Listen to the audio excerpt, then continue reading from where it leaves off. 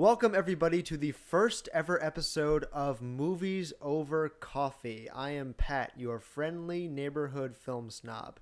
Joining me now, if you want to introduce yourself. Yeah, hi, I'm Joel, your friendly neighborhood brown guy. Of course. Yeah, and today we saw 3 Billboards Outside Ebbing, Missouri, the new Martin McDonagh film starring Frances McDormand and a bunch of other people. So before we get into this, I'd like to kind of give a little insight into what's going on with why we saw this film, because we don't really have the time or money to go out of our way to see every film that comes out as much as maybe we'd like to. Oh, I would love to do that. Yes, of course. But so when we do go out to see a film, there's almost always a good reason for it, for better or worse. You know, I saw Alien Covenant because I wanted to see if that would have been a great follow-up to Prometheus as well as a great prequel to Alien. It was neither. Yeah. We saw the Emoji Movie because we were very curious to see if it was as terrible as everyone else was saying. It's because we're passionate about cinema. We were passionate about the art of cinema. The Emoji Movie cements cinema as a serious art form, and that's why we saw that magnum opus. It was fantastic, by the way. Don't see it. And of course, you know, we saw Baby Driver because we wanted to see if that lived up to the hype. It absolutely did. I saw Blade Runner 2049 because I loved Denis Villeneuve. I wanted to see if he would have delivered another great film, and that was my favorite film by him currently. Love that film. My favorite film 2016 so far, or is it? Does 3 Billboards Outside Ebbing, Missouri trump my favorite film of 2016 so far, and does it for Joel as well? Because what's your favorite film of 2016 so far? Oh God, probably Baby Driver. Yeah, I'd say so. Baby Driver was my favorite film. Yeah. Before I saw Blade Runner, and Baby Driver's a dank movie too. Oh, so God, it's beautiful. Curious to see if 3 Billboards can kind of like put those two, give it a run for its money, because it's getting a lot of praise right now. Yeah, it's got something sitting at like a 97% on Rotten Tomatoes, something like that. Rightfully so. Yeah, 8.5 out of 10 for approximately 5,000 reviews on IMDb. It's going to get more, and it will be on the top 250 at this point. That is just inevitable. But does it live up to the hype? Because I'll tell you right now, I saw a film earlier this year that had pretty similar scores, not so much on IMDb, but definitely on Rotten Tomatoes. This thing's at like a 93%, yeah. I think. That was Wonder Woman. Everybody was calling it one of the best superhero movies of all time. The movie that would justify DC. A lot of people, I mean, you told me it was great. I was Sean's parents, one of those people. Sean's parents said it was great. Yeah. And I just really thought it was okay. I'd give it about the same rating as Alien Covenant. I sort of rewatched a little bit of it, and I did overhype it quite a bit. It was a nice change of pace for certain things. Definitely better than some of the other DC films that had come out, but it has color. Yeah, it has color. This is very nice. It has a straightforward story. Yeah, that's nice too. I think there was a joke in there at one point. There were a few jokes. It had this thing called fun. What's that? It was bizarre to see. Pat, we like films. What's fun? Of course. I mean, you're not supposed to have fun at movies. No. What the fuck? No. Movies aren't about fun. Yeah. That's why we see movies like Rogue One, Because Yeah. we don't want to have fun. Yeah. When we're going to see Star Wars movies, we want to be depressed. We're in it for the vistas. The vistas. Quoting. We're always stealing from Red Letter Media when we do podcasts, aren't we? Yeah, I think they're going to sue us. Of course. I'm sure they care. Oh, I'm so sure they care. Can I please get into a fist fight with Rich Evans? Because I really want to do that. I'll let him win. I think it lose to all of them. I love you, Rich Evans. Can you please laugh on my face? Laugh on my face? Yeah. Jesus Christ.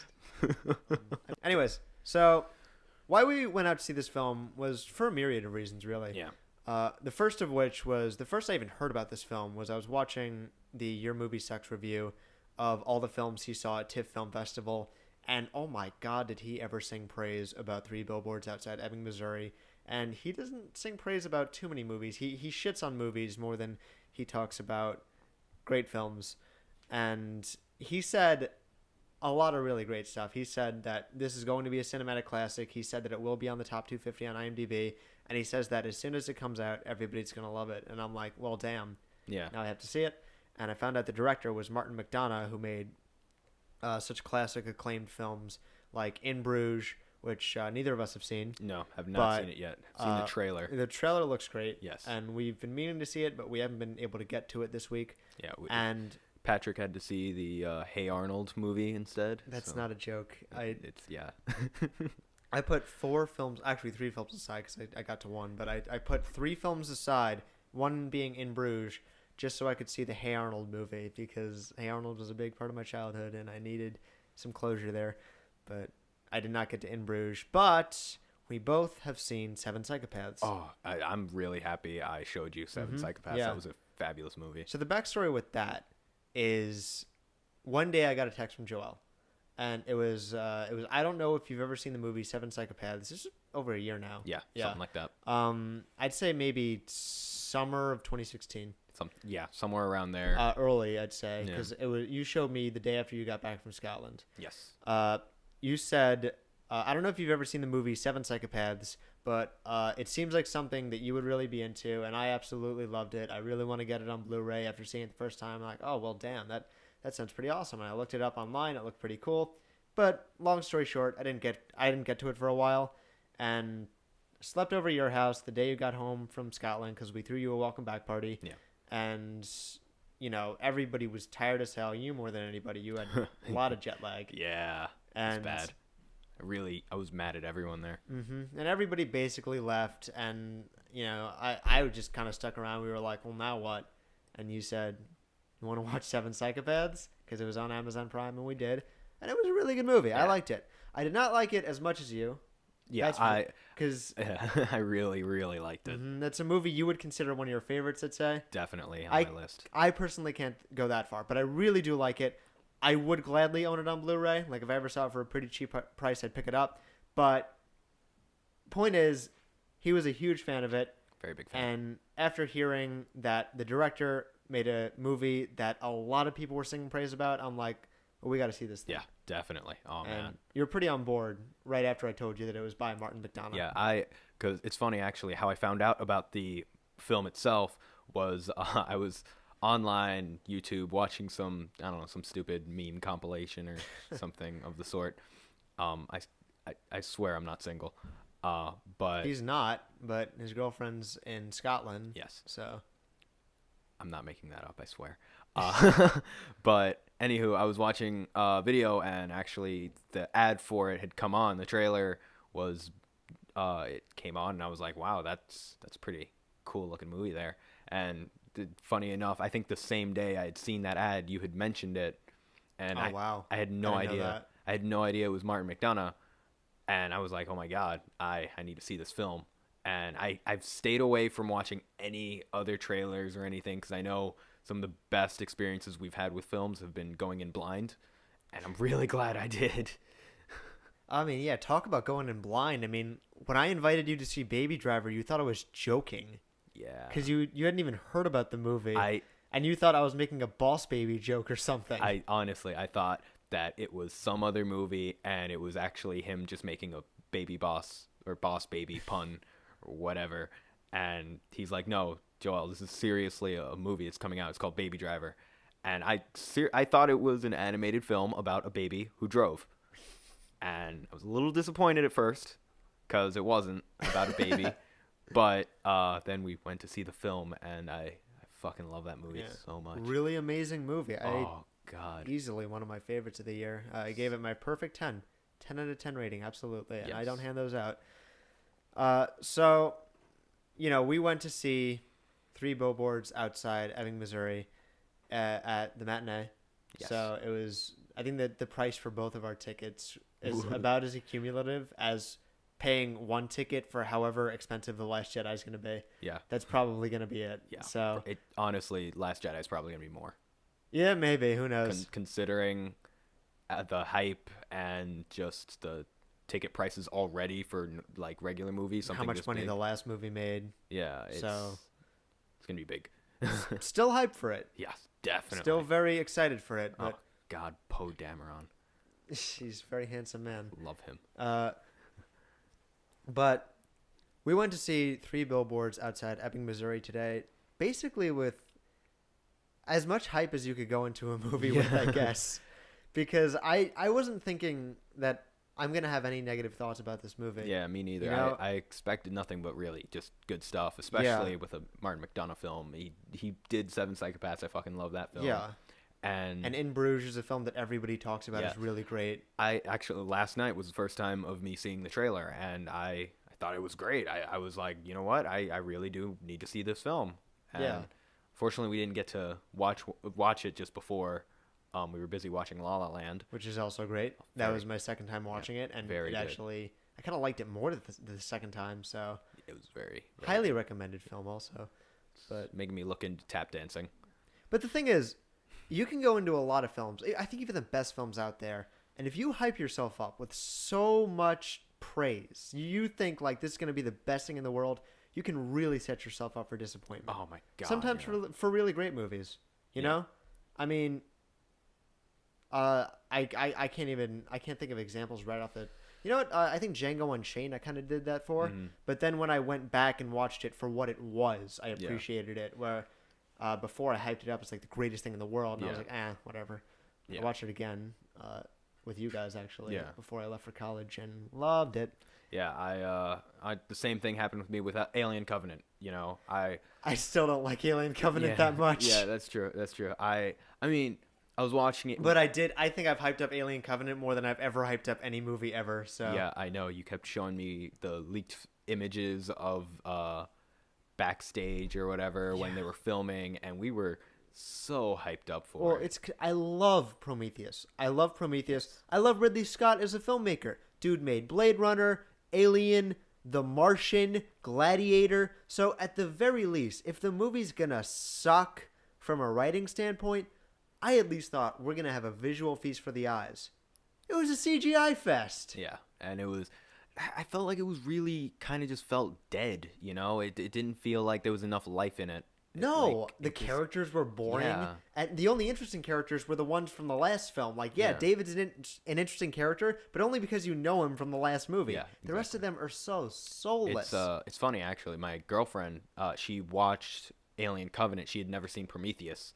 And she was sitting there like, was I supposed to watch Prometheus? Because all the characters were just dead for her. Well, when it's called Alien Covenant, you should not have to, actually. Yeah, exactly. But the thing is, I have multiple times, and it was still boring.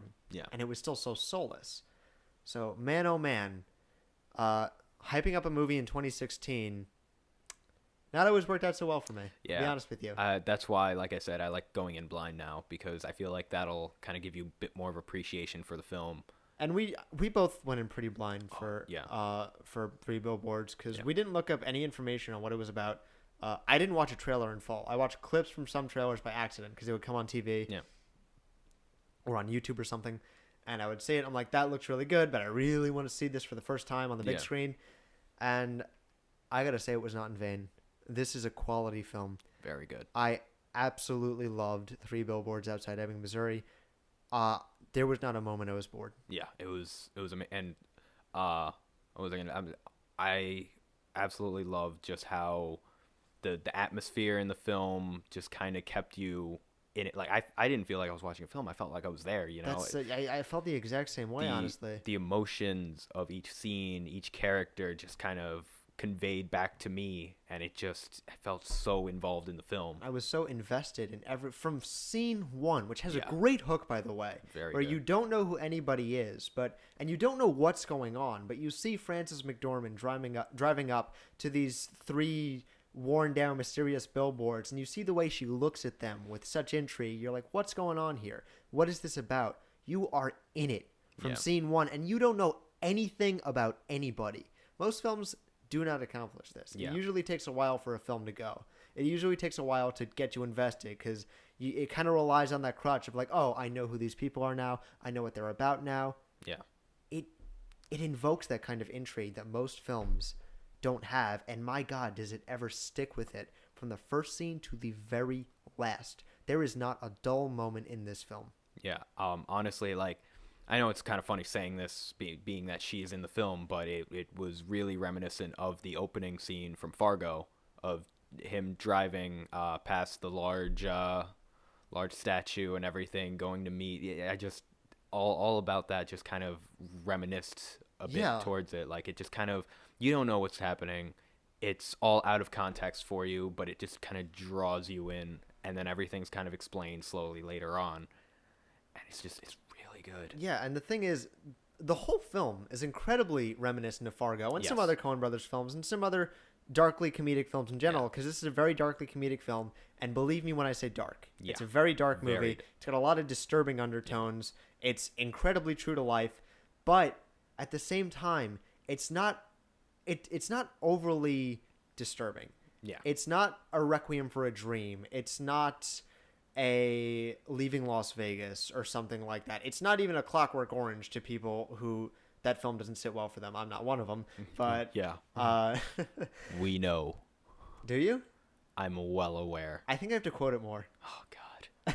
I don't think I do that enough. Send help, please. I haven't done it once in this podcast so far. I'm very impressed. Yet. Have I done it once today? Oh wait, I did. You've done it quite a few times today. Today? When? In the car. What did I say? I don't even remember at this point. I don't remember. At this point, you quoting Clockwork Orange is like background noise sometimes. Yeah, I know. I do it a lot. It's like the equivalent of hearing someone else breathe. But it's better. It's more important than breathing. Oh, yeah. Sure. But back to Three Billboards. It does not distance you in a way where you would say, this was so unpleasant that I don't want to watch this again, because it has this simple beauty to how messed up it can be. Yeah. There's something so endearing about it all, something so inviting about everything. It's like that perfect middle ground, like Fargo, like Inside Llewyn Davis, like a lot of films of that kind, like Seven Psychopaths, I suppose. Yeah. But I think a degree better than Seven Psychopaths for me, at least. And it's incredibly, like I said, like Joel said, like I said, it's very reminiscent of Fargo. So many scenes, so much of the setting, so much of the execution of this film, this small town atmosphere, this kind of little thing where everybody seems to know each other, where you get a sense of who every character is, not following one main character, and kind of knowing what they're all about, where they're coming from, what their motivations are, their weaknesses, their strengths, their many, many flaws. Yeah. But it never feels like it's copying from Fargo. It never feels like it's reliant on Fargo.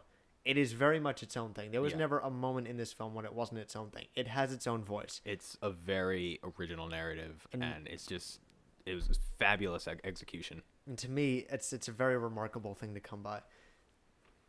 The style of this film, the lighting, is immaculate.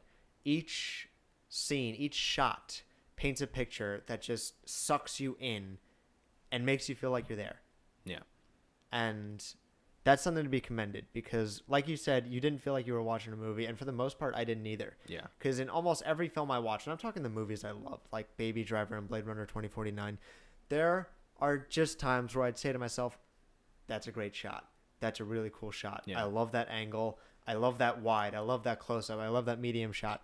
I for the life of me, I couldn't force myself to think that here, because I was just so invested in everything that was going on. On a technical level, it's borderline flawless just because of how much you're not even thinking about it. Yeah, I think it feels less like you're watching a perfectly directed film and more like you're watching real life. Mm-hmm. You know, it feels like you're actually there, like you're looking through a window or something, just experiencing all of this, and it was just fabulously done. Like you're lurking in on these conversations. Yes. Like you're really not supposed to be there, but you're not going to go away because they're just so damn interesting. It was amazing. Speaking of the directing, it's just out of this world, because there are a lot, like I said, it is a darkly comedic movie, and there are moments of comedy. There are moments where you are supposed to laugh, or at least you think you're supposed to laugh. Sometimes there's a bit of a gray area and you're not entirely sure how to react. That's the beauty of it all. But I can imagine reading the script and thinking to myself, that doesn't fit. That line wouldn't work here. This is a serious moment. Don't interrupt it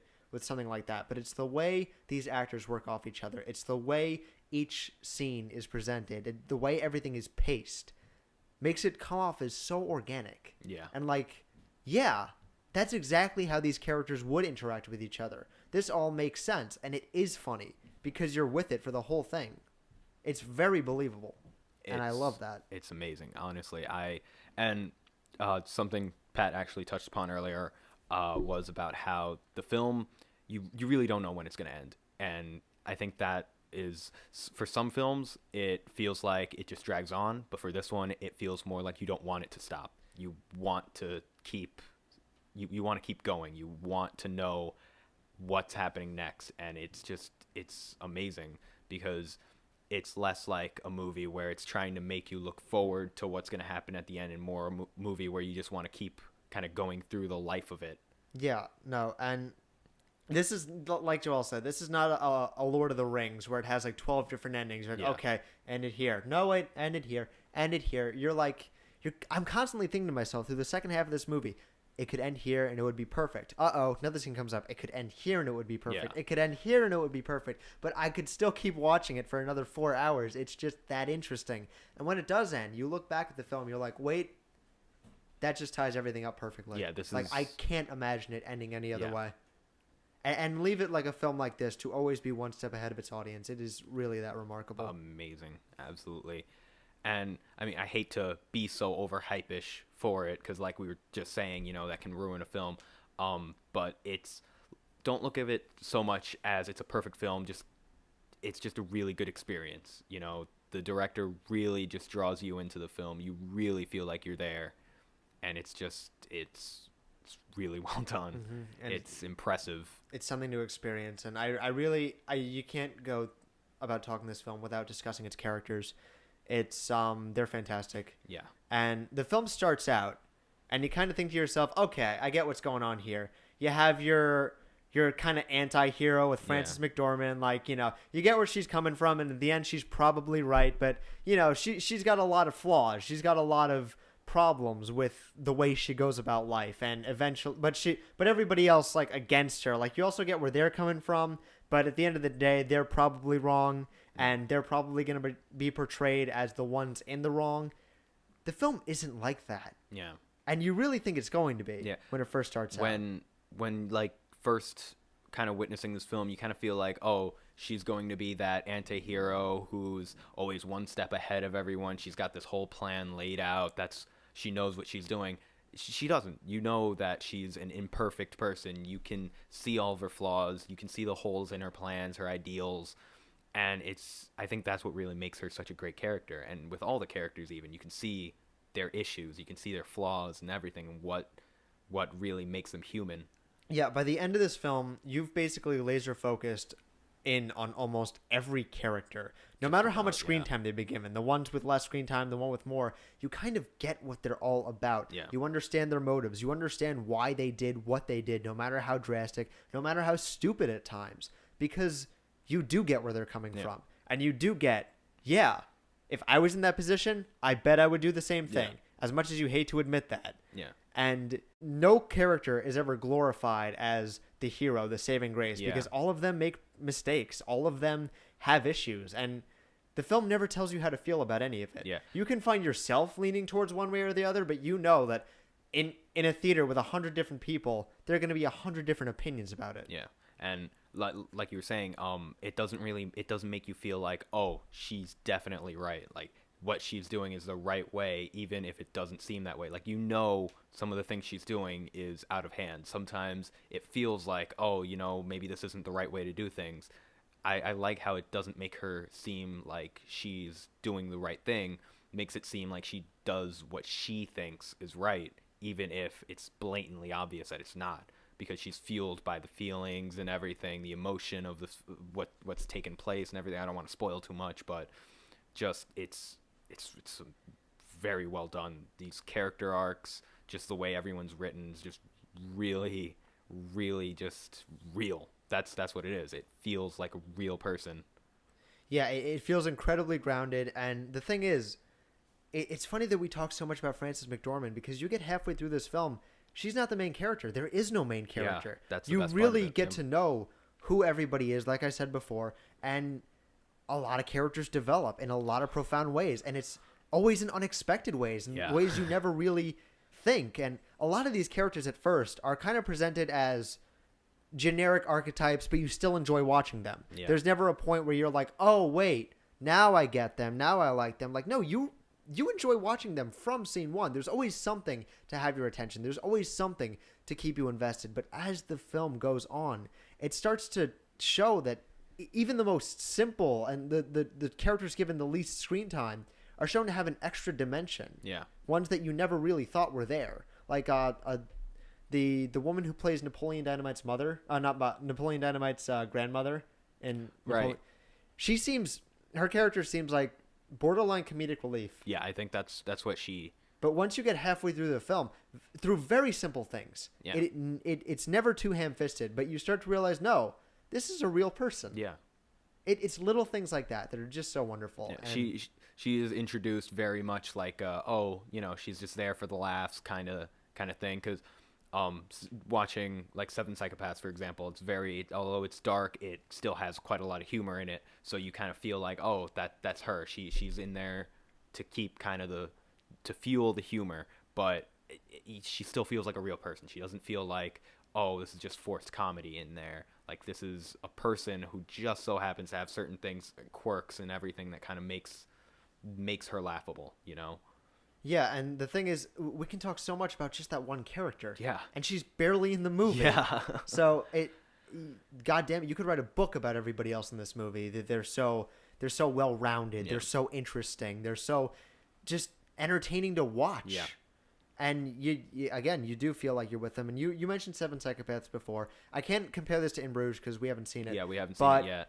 I like Seven Psychopaths a lot, but there's definitely one problem I have with it, and that's that there's this one. The scene itself is pretty good, but Christopher Walken gives a speech very late in the film, Yes. and it's like really cool to listen to. It's really thought provoking.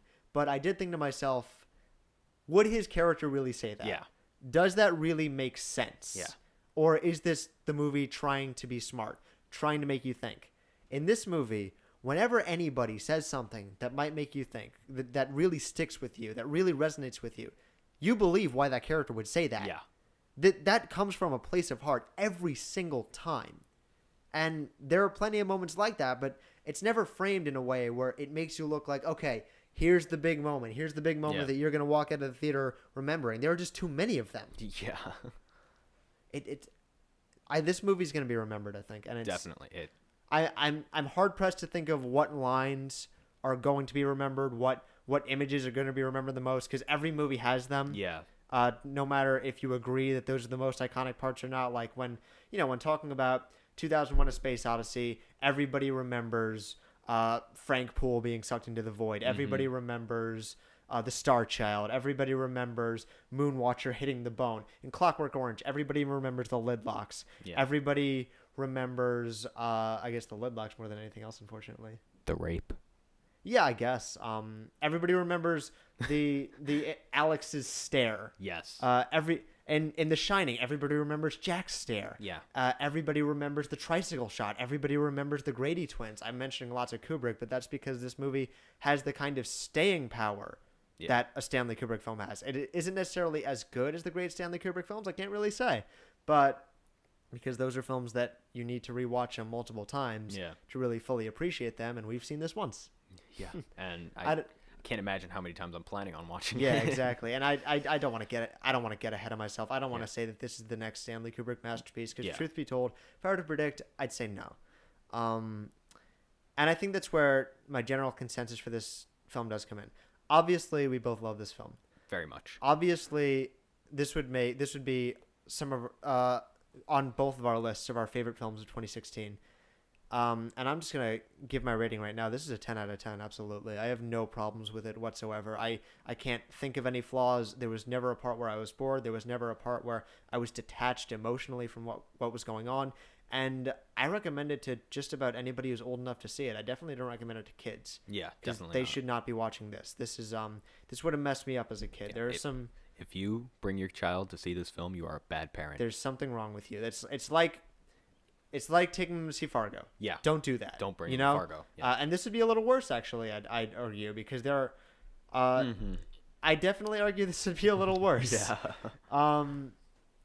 You wouldn't think, thinking about the premise at first. You wouldn't think. And this film kind of advertises itself in... I mean, it talks about messed up stuff in the trailer. Yeah. But it still kind of advertises its simple beauty. Yeah. It's nice small town wonderment. Yeah. But a lot of messed up stuff happens in this movie. Very much. That does transcend some really messed up stuff in Fargo. Yes, the kidnapping in Fargo was messed up. Mm-hmm. Yes, the wood chipper scene was messed up. But there's still always like that comedic edge, which is still present in this film, but there's so much more of it. Yeah.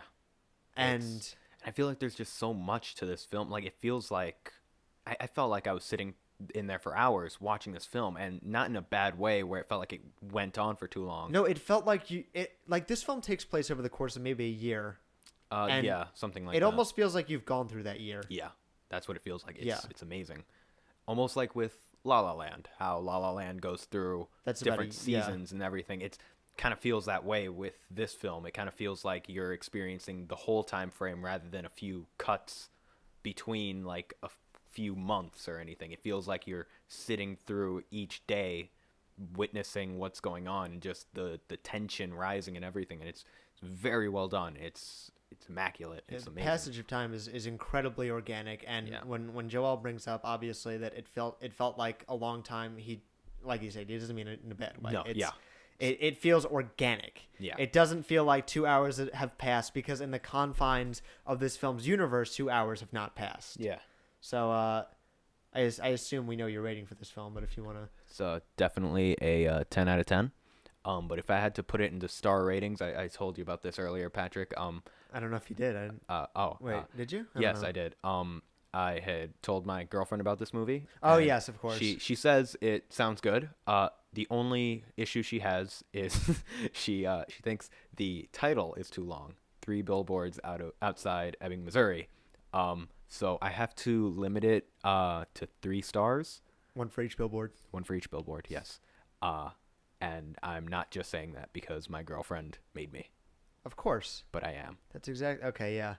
Now, I'm going to wrap this up, but I'd like to get into my ranking of where it lists on 2016 films. Because when this podcast started, I wasn't too sure. I think I'm pretty comfortable, because one thing I said before made me think, okay, I think I know where I would put this. Mm-hmm. Now, I got a few lists, a few, like, I would rank this here, my favorite films of 2016. Split is on there, the M. Night Shyamalan film, loved it. Yeah. Baby Driver is high up. Blade Runner 2049 was number 1 beginning of the podcast, and it's going to stay number 1. I really love Blade Runner 2049. And like I said, I think I said that before, Blade Runner 2049 is a film that I could believe is on the level of a Stanley Kubrick masterpiece. Kubrick's my favorite director. He's many people's favorite directors. He's one of the greatest artists of all time. 3 Billboards is not quite on that level. But that does not detract from my entertainment value. That does not detract from how much I love it. I will say, I think I liked it a little more than Baby Driver. Really? I think I did. I think I'm going to need to give myself a little more time. Because remember, with Baby Driver, just for those of you who don't know, one of my all-time favorite films has been Birdman. It's probably still... That's true. Your affinity for Baby Driver is pretty huge. Yeah, so at first... I said I need to think it through a little bit more, and now, like, Baby Driver is up there, just doesn't beat Birdman, but it's definitely up there with it. And this film, I have to say, I need to give myself a bit more time, but right now in this moment, I have to say it's also pretty high up. I thought this was a fabulous movie, and I definitely recommend it to anyone, especially if you're a big fan of film. If you're a big fan of any Martin McDonagh's work.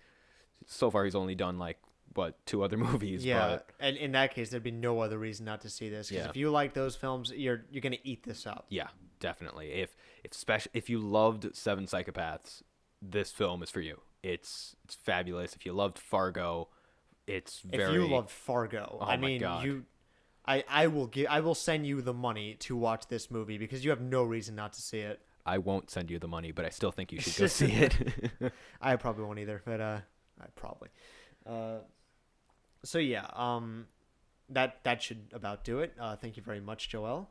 Oh, you're very welcome, Patrick. And that concludes the first episode of Movies Over Podcast. We're going to see how that turned out, and I'm going to listen back to this, work out the kinks a little bit, and hopefully future episodes will have more than 2 people so we can have much more extensive conversations. Probably going to be longer episodes, but right now this is more of a test run, and I had a lot of fun doing this. I'll be honest with you. Yeah, me too. Quick question: are you gonna play some funky music to close us out here? I'm not sure yet. We'll find out. But I know what my intro music's gonna be. Some nice lounge jazz music. Okay, nice. We need some funky music to play out. Gonna be fine. Okay, well, take care, my friends.